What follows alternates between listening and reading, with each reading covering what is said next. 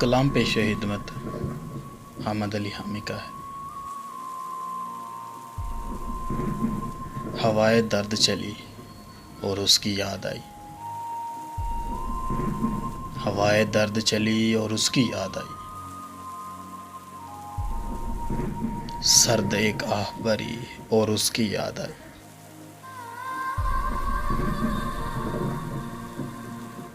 कभी जो बारिश में तन्हा कहीं दूर तलक,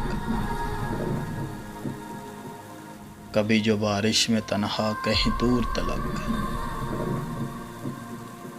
चलते चलते शाम हुई और उसकी याद आई।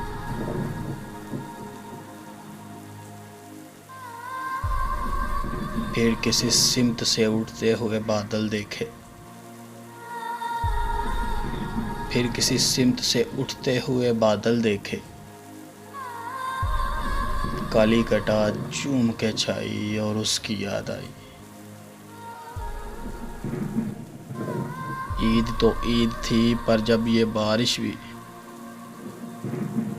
ईद तो ईद थी पर जब ये बारिश भी तन्हा कमरे में मनाई तो उसकी याद आई।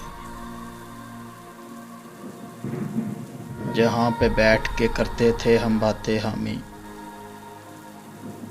जहाँ पे बैठ के करते थे हम बातें हामी। वहाँ से गुज़र हुआ आज और उसकी याद आई। हवाए दर्द चली और उसकी याद आई।